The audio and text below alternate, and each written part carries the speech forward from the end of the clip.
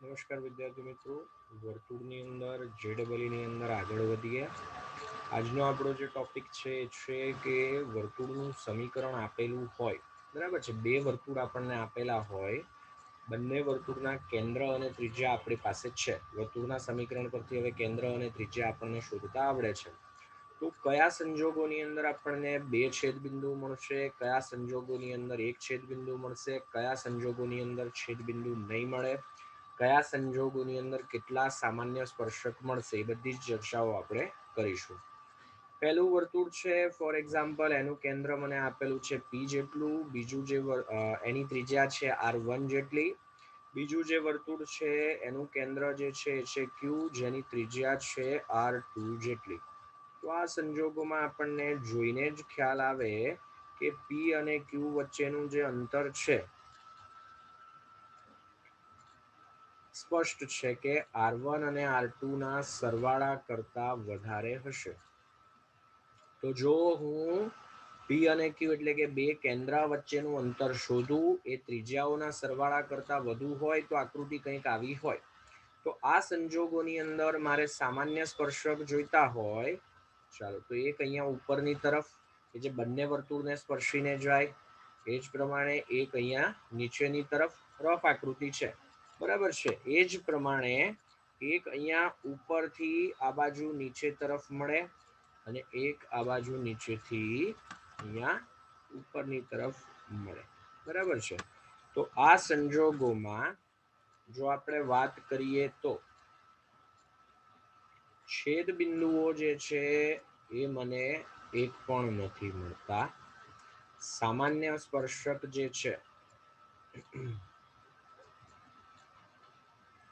એમની સંખ્યા આપણે આકૃતિમાં જોઈ એ પ્રમાણે 4 જેટલી. નોટબુકની અંદર આકૃતિ દોરો તો એમાં સામાન્ય સ્પર્શકોને દર્શાવી શકો. હવે હું શું કરું છું, આ જે વર્તુળ છે એને ધક્કો મારી અને અહીંયા ગોઠવી દઉં છું કે બંને વર્તુળ બહારથી સ્પર્શે. તો એ સંજોગોમાં શું થશે?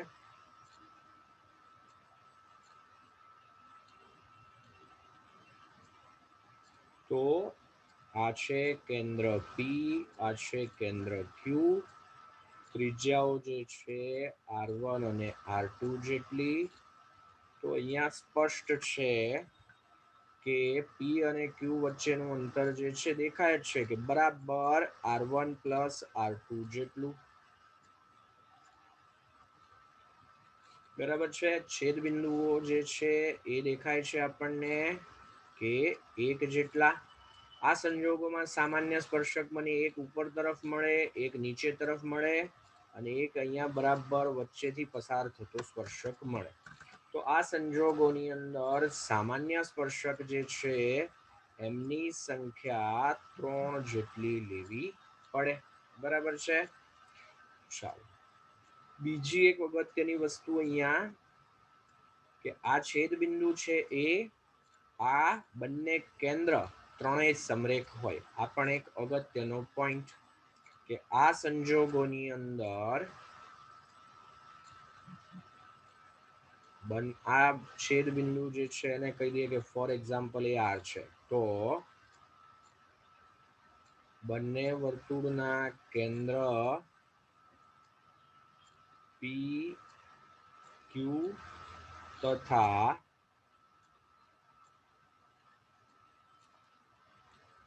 વર્તુળનું છેદ બિંદુ આર સમરેખ હોય. ઘણી વખત આ શરતની જરૂર પડી શકે, બરાબર છે. ચાલો, હવે હું શું કરું છું, તો આ જે વર્તુળ છે બરાબર છે એને હજી થોડોક વધારે ધક્કો મારું છું, આમ ગોઠવું છું, બરાબર છે. તો શું થશે? કંઈક આવી પરિસ્થિતિ. આ સંજોગોની જો વાત કરીએ તો આ અંતર છે પહેલા કરતા ઓછું થઈ ગયું. તો સ્પષ્ટ છે કે પી અને ક્યુ વચ્ચેનું અંતર જે છે ડેફિનેટલી R1 પ્લસ R2 કરતા ઓછું છે. વધારે હશે તો બંને વર્તુળ છૂટા છૂટા ભિન્ન એક્ઝેક્ટ ઇક્વલ ટુ હશે તો બંને વર્તુળ બહારથી સ્પર્શે. આને આવું કહી શકાય કે બંને વર્તુળ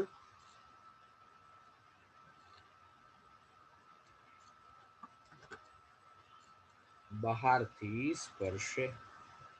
બહારથી એટલા માટે કે અંદરથી પણ સ્પર્શી શકે. બરાબર છે. પી અને ક્યુ વચ્ચેનું અંતર આ છે આપણા માટે પી, આ છે આપણા માટે ક્યુ. આ જે માપ છે બરાબર છે એ R1 જેટલું, આ જે માપ છે R2 જેટલું. તો સ્પષ્ટ રીતે દેખાય જ છે કે R1 પ્લસ R2 કરતા પી અને ક્યુ વચ્ચેનું અંતર ઓછું છે. આ સંજોગોમાં સામાન્ય સ્પર્શક એક ઉપર તરફ મળે, એક નીચે તરફ મળશે. બરાબર છે. તો વાત કરીએ અહીંયા છેદ બિંદુઓની, તો આ સંજોગોની અંદર આપણને બે છેદ બિંદુઓ મળે છે. અને જો વાત કરીએ આપણે સામાન્ય સ્પર્શકની, તો સામાન્ય સ્પર્શક બે મળે, એક ઉપર તરફ અને એક નીચે તરફ. બરાબર છે. આ શરત હજુ પૂરતી નથી. કેમ? એના ઉપર પછી આવીએ. બરાબર છે. હવે હું શું કરું છું, આ વર્તુળને થોડોક વધારે ધક્કો મારું છું, એવી રીતે કે જેથી આ બરાબર અંદરથી સ્પર્શે. તો આ સંજોગોની જો વાત કરવામાં આવે, બરાબર છે, આ મોટા વર્તુળનું કેન્દ્ર પી, આ નાના વર્તુળનું કલર જરા અલગ લઈ લઈએ જેથી ખ્યાલ આવે. બ્લેક કલરથી જે વર્તુળ દોર્યું એનું કેન્દ્ર પી, બ્લુ કલરથી જે વર્તુળ દોર્યું એનું કેન્દ્ર ક્યુ, અંદરથી સ્પર્શે છે. તો શું થશે? જો આ માપ ધારો કે પ્રથમ વર્તુળની ત્રિજ્યા મને 5 એકમ આપેલી છે, પછી આ માપ બીજા નાના વર્તુળની ત્રિજ્યા એ છે ફોર એક્ઝામ્પલ 3 એકમ. તો આ માપ હું ઓટોમેટિકલી શોધી શકીશ 2 એકમ જેટલું થશે. તો અહીંયા સ્પષ્ટ છે કે પી અને ક્યુ વચ્ચેનું અંતર જે છે એ કેટલું? R1 માઇનસ R2 જેટલું.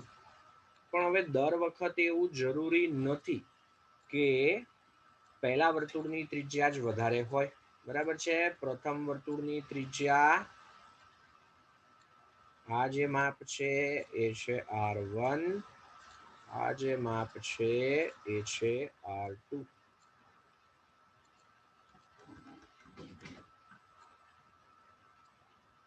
આ જે છેદ બિંદુ છે એ છે ફોર એક્ઝામ્પલ R.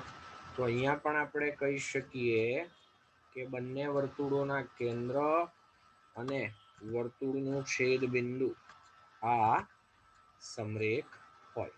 બરાબર છે. સાથે સાથે અહીંયા જોવા બેસીએ તો છેદ બિંદુ મને મળે છે બરાબર 1.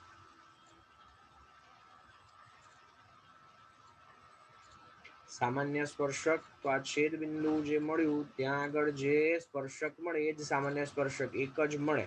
બાકી એક કરતા વધારે બિંદુમાં છેદે એટલે એને આપણે સ્પર્શક કહી શકીએ નહીં. એક વર્તુળનો સ્પર્શક બીજા વર્તુળને એક કરતા વધારે બિંદુમાં છેદે અથવા તો ન છેદે એવું થાય.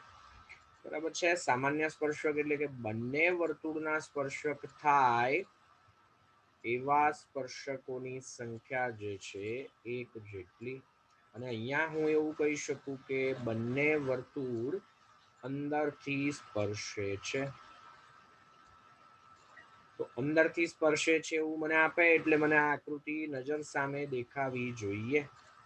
હવે આ વર્તુળને આપણે હજુ થોડો વધારે ધક્કો મારી દઈએ. બરાબર છે. હું શું કરું છું, તો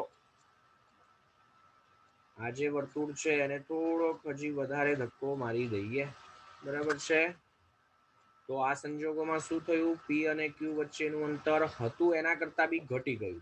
બરાબર છે. પહેલા એ અંતર બંનેના તફાવત જેટલું હતું. હા, બીજી વસ્તુ આપણે ચર્ચા કરતા હતા કે R1 હંમેશા મોટું હોય એવું જરૂરી નથી. તો ક્યારેક R2 મોટા હોય તો આ તફાવત ઋણ મળે, પણ અંતર છે ઋણ હોઈ શકે નહીં, એટલે આપણે લખીશું અહીંયા માનાંક. બરાબર છે. હવે આ અંતર જો વધારે આપણે ઘટાડી દઈએ તો પરિસ્થિતિ કેવી થશે આ પ્રમાણેની? તો આ સંજોગોમાં શું થાય છે કે પી અને ક્યુ વચ્ચેનું અંતર જે છે, બરાબર છે, આ છે ક્યુ, આ છે પી. તો પહેલા જે અંતર હતું R1 માઇનસ R2 જેટલું, એના કરતા બી આ માપ નાનું થઈ ગયું.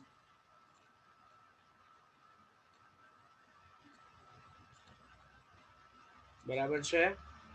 હવે આ સંજોગોની જો વાત કરીએ તો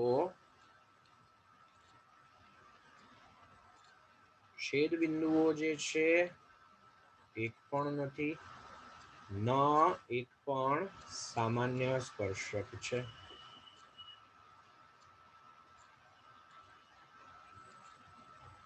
બરાબર છે. હવે શરૂઆતમાં આપણે આ શરત લખેલી, બરાબર છે. મેં કીધેલું ફરી પાછા આપણે શરત ઉપર આવીશું.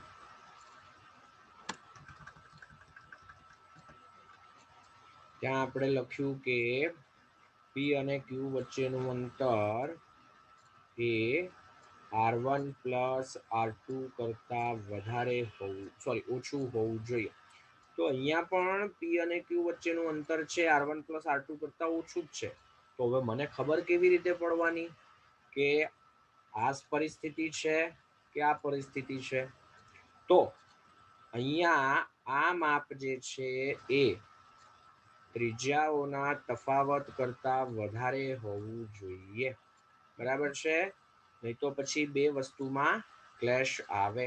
એટલે અહીંયા વધારાનો તફાવત એ આવે કે આ અંતર જે છે ને ત્રિજ્યાઓના તફાવત કરતા મોટો જ હશે હંમેશા આ સંજોગોની અંદર. બરાબર છે. અને તફાવત કરતા પણ જો નાનો હોય તો પછી આ પરિસ્થિતિ થાય. બરાબર છે. આના માટે PQ less than R1 plus R2 તો સાચું થવાનું જ છે, પણ એનો અર્થ એ નથી કે મને બે છેદ બિંદુ મળશે. બરાબર છે. તો સૌથી પહેલું કામ આકૃતિ જરા વ્યવસ્થિત દોરી લઈશું. બરાબર છે.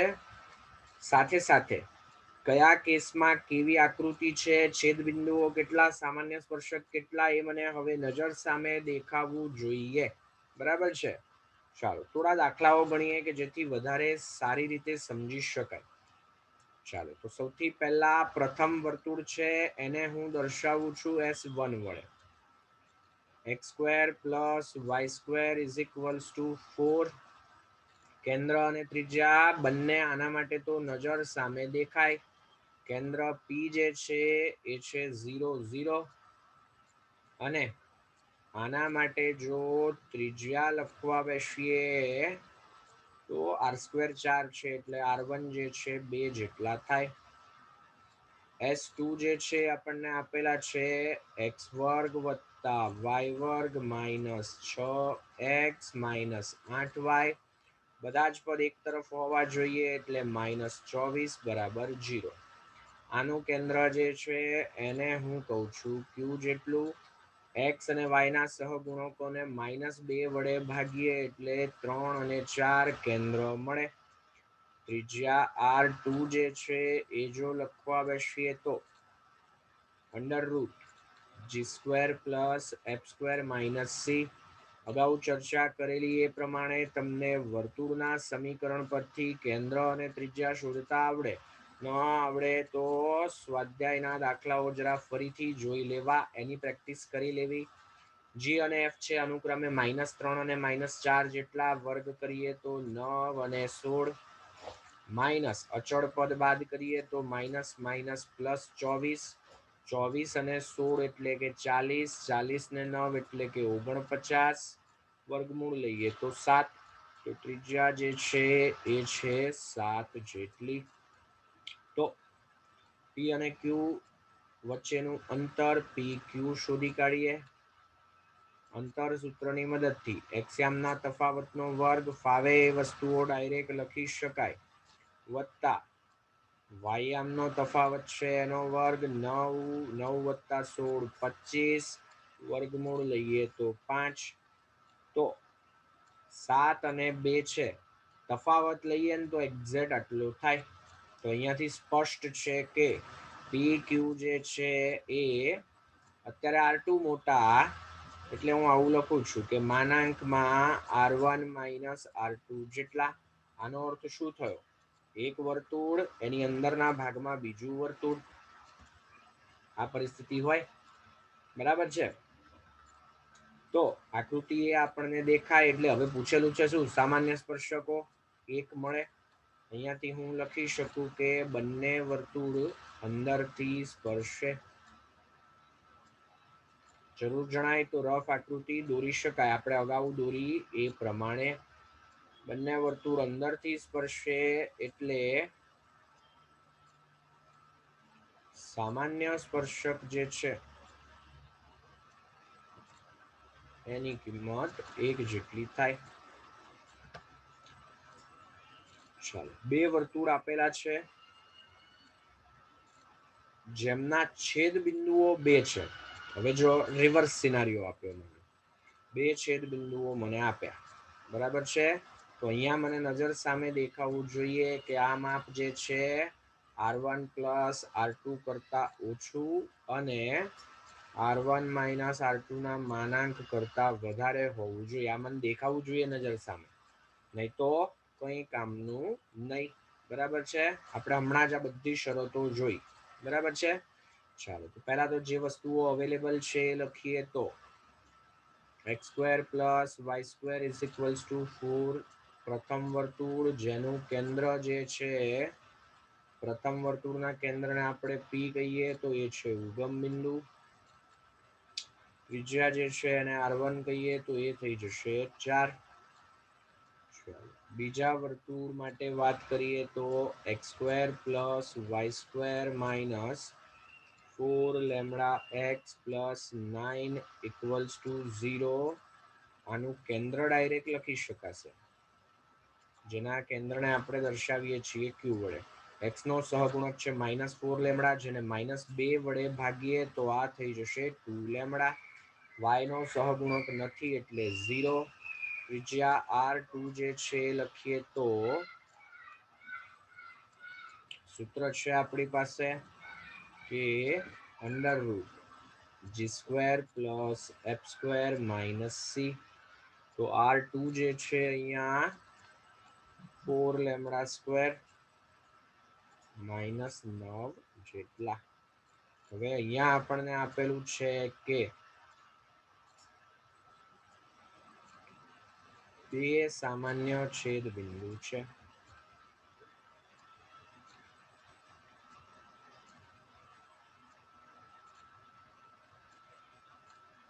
અને એટલે જ માનાંકમાં R1 minus R2 less than PQ less than R1 plus R2 હોય. તો સ્ટેપ બાય સ્ટેપ આગળ વધીએ, બરાબર છે. એક કામ કરીએ, P અને Q વચ્ચેનું અંતર પણ શોધી જ કાઢીએ.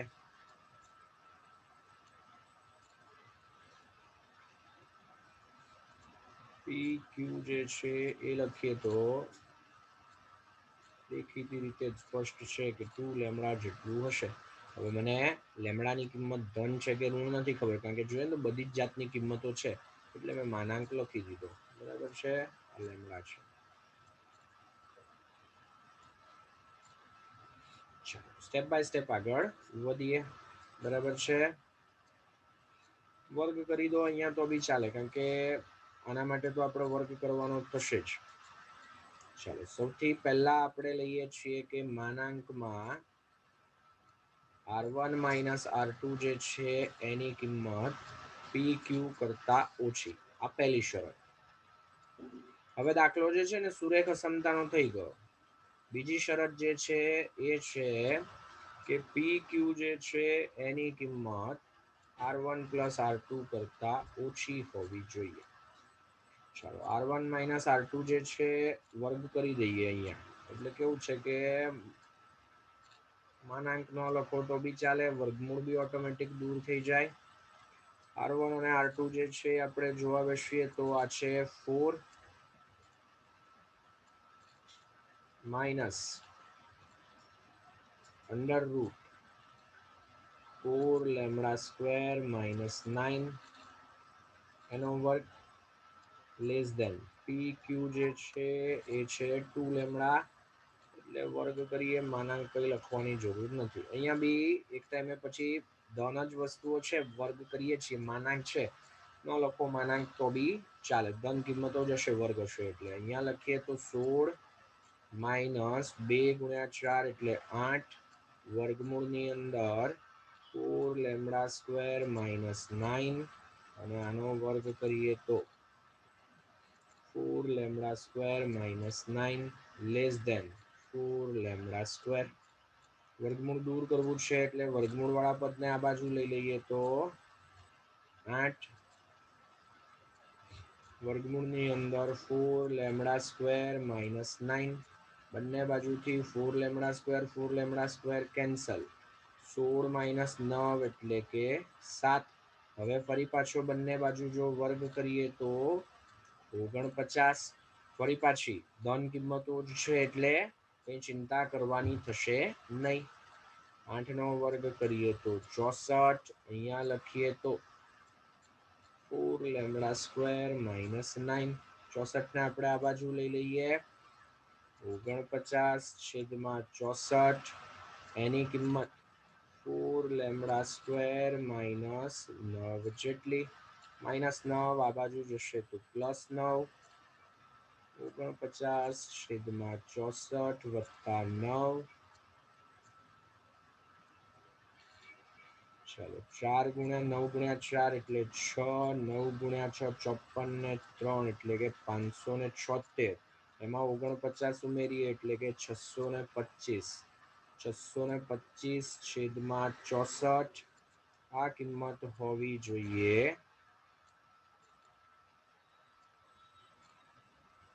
4 લેમડા સ્ક્વેર કરતા વધુ. એક શરતમાં જ આપણે આટલી ગણતરી થઈ. બરાબર છે.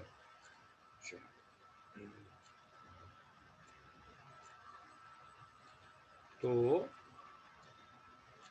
જો મને આવું આપેલું હોય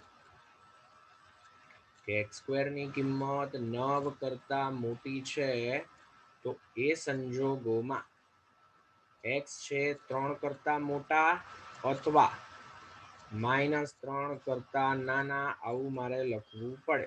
ઇન જનરલ જો લખું તો ધન કિંમત માટે લખવા બેસીએ તો x square greater than a square આપેલા હોય તો એ સંજોગોમાં એની કિંમત a કરતા મોટી અથવા -a કરતા નાની. તો અહીંયા વર્ગમૂળ લઈએ છીએ તો 2 લેમડા છે એની કિંમત 25/8 કરતા મોટી અથવા 2 લેમડા છે એની કિંમત -25/8 કરતા નાની. તો અહીંયાથી આપણે લખી શકીએ કે લેમડા જે છે એ 25/16 કરતા મોટા અથવા લેમડા જે છે તે -25/16 કરતા નાના. હા, હજુ તો મને એક શરત મળી. સાથે સાથે મને એ પણ ખબર છે કે PQ જે છે એનું માપ R1 + R2 કરતા નાનું હોવું જોઈએ. તો PQ સ્ક્વેર જે છે તે R1 + R2 ના વર્ગ કરતા નાના હોવા જોઈએ. PQ સ્ક્વેર જે છે એ અહીંયાથી સ્પષ્ટ છે કે 4 લેમડા સ્ક્વેર જેટલા હશે. R1 જે છે એ લખીએ તો 4 અને અહીંયાથી લખીએ તો √4 લેમડા સ્ક્વેર -9 એના વર્ગ જેટલા. અને એક કામ કરીએ નવા પેજ ઉપર જ લઈ લઈએ કારણ કે આના માટે વર્ગ લેવાનો થશે.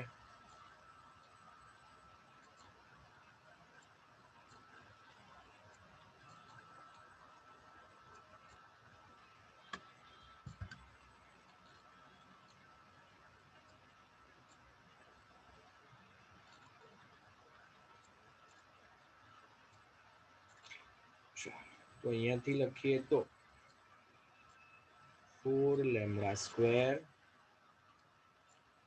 a સ્ક્વેર 2ab એટલે કે 8 ગુણાકારની અંદર વર્ગમૂળમાં 4 lambda square -9 plus 4 lambda square -9.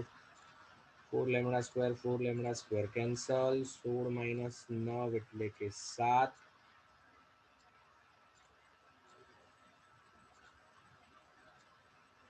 8 √4 lambda square -9.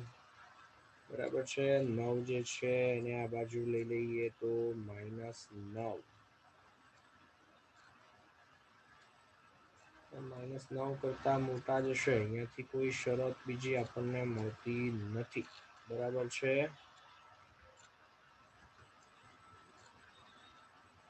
13/8 અને -13/8, એટલે અહીંયા કંઈક નાનકડી ભૂલ થઈ હોય એવું લાગે છે। એક વખત જરા ચેક કરી લઈએ।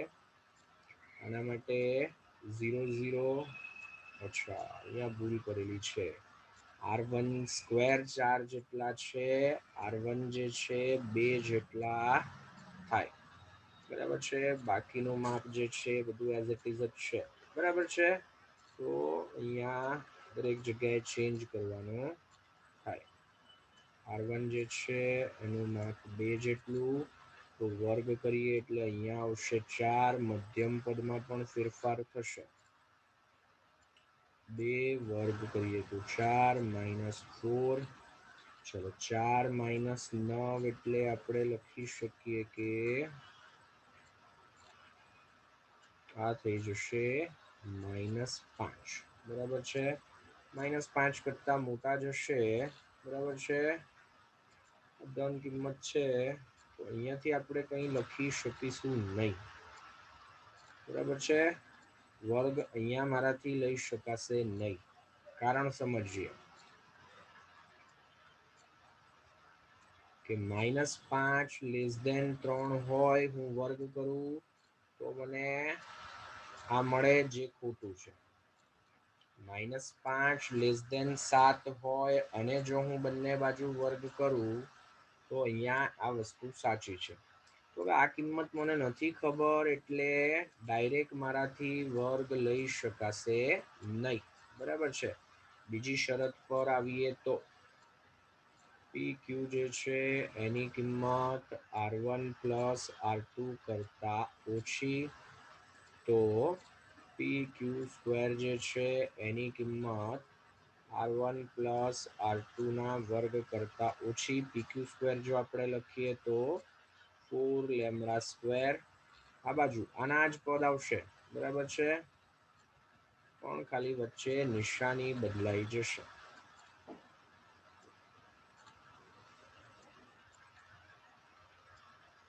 તો અહીંયા જે પદ આવશે બધા આના જ વચ્ચે નિશાનીમાં ફરક।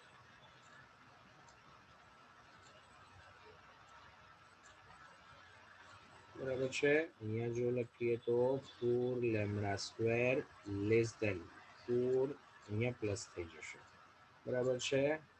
ચાલો તો અહીંયા લખીએ તો 4λ² અને 4λ² કેન્સલ, 4 - 9 -5, આ બાજુ લઈ લઈએ તો +5।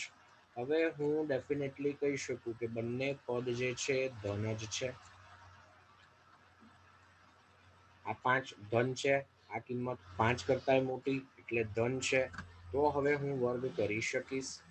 25, અહીંયા લખીએ તો 16, અહીંયા લખીએ તો 4λ² -9, 16 ને આ બાજુ છેદમાં લઈ લઈએ, 25/16, અહીંયા લખીએ તો 4λ² -9, -9 છે આ બાજુ જશે તો +9, 16 × 9 144 + 25 એટલે કે 169। તો 4λ² ની કિંમત 169/16 કરતા મોટી, તો λ² જે છે એની કિંમત 169/64 કરતા મોટી। બરાબર છે। તો અહીંયાથી આપણે કહી શકીએ કે લેમડા છે તે 64/8, 169/13 અથવા -13/8 જે છે એના કરતા નાના। સારો કહી શકાય એવો દાખલો। અહીંયા કોઈ પરિણામ મને મળે નહીં, જે નિત્ય સત્ય છે।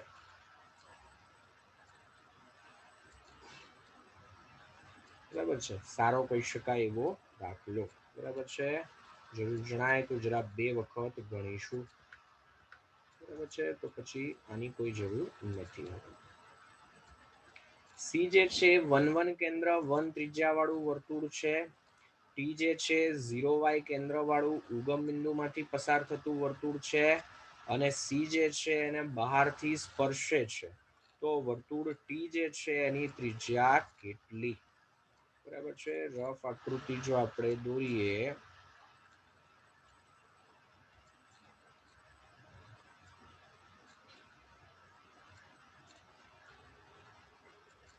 બે વર્તુળ છે, બરાબર છે.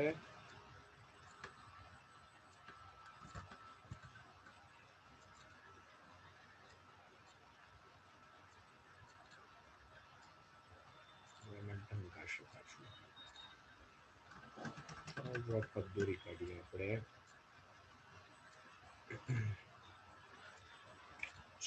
પહેલું વર્તુળ જેનું કેન્દ્ર જે છે, જેને પી કહીએ આપણે, એ આપણને આપેલું છે 1 1, ત્રિજ્યા છે 1, બરાબર છે. એટલે R1 જે છે એની કિંમત છે 1. ટી જે છે બીજું વર્તુળ 0 y કેન્દ્ર વાળું, અને આ વર્તુળને બહારથી સ્પર્શે છે, બરાબર છે. મને નથી ખબર કે એની ત્રિજ્યા વધારે હશે કે ઓછી હશે કે શું હશે, બરાબર છે. ચાલો, આનું જે કેન્દ્ર છે એ છે 0 y, બરાબર છે. ચાલો, હવે આપણને કીધેલું છે ઉગમ બિંદુમાંથી પસાર થતું વર્તુળ. ફરી એક વખત રકમ વાંચીએ. સી એ 1 1 કેન્દ્ર અને 1 ત્રિજ્યા વાળું વર્તુળ છે.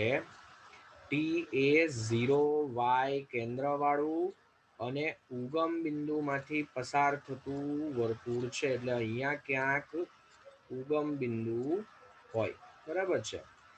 ચાલો, પી જે છે આપણી પાસે છે કે 1 1 જેટલા છે, બરાબર છે. ચાલો, હવે આના માટે કેન્દ્ર છે મારી પાસે R2 પણ મને નજર સામે દેખાય.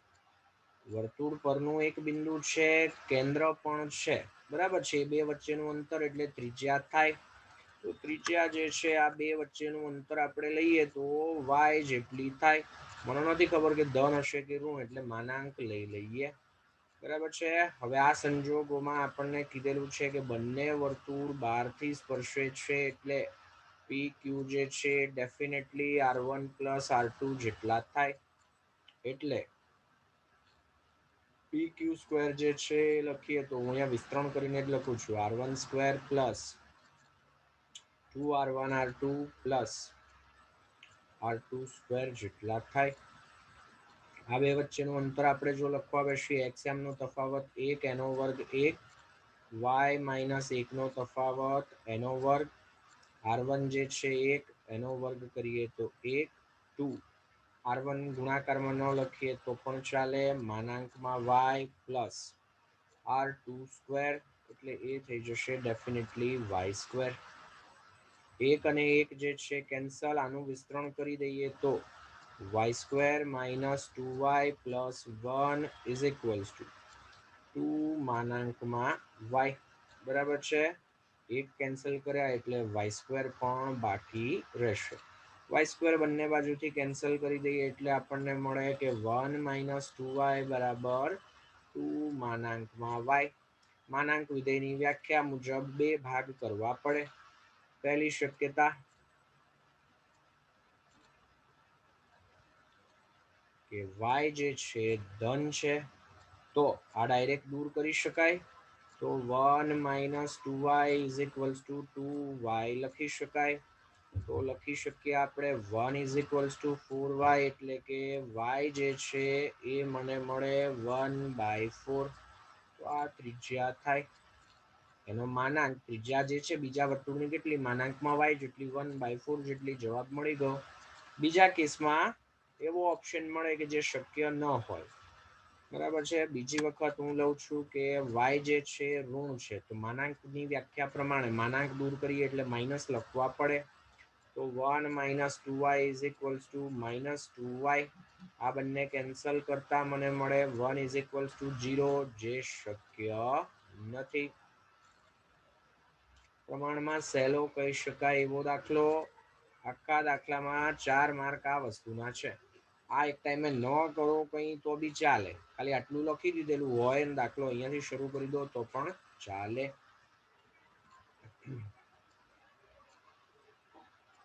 આ એક દાખલો હોમવર્કમાં આપું છું, ટ્રાય કરજો. બરાબર છે. જવાબ જે છે એની અંદર ડી જેટલો આવે છે. એક પણ સામાન્ય સ્પર્શક નથી દોરી શકાતો. બરાબર છે. આપણે ગણી જ શકીએ પી અને ક્યુ એટલે કે બંને કેન્દ્ર બંને ત્રિજ્યા મળી જાય તો કઈ પરિસ્થિતિ આવે છે એના આધારે આ વસ્તુ ગણી શકાય. બરાબર છે. ચલો તો આજનું લેક્ચર જે છે આપણે અહીંયા સુધી રાખીએ છીએ. બરાબર છે.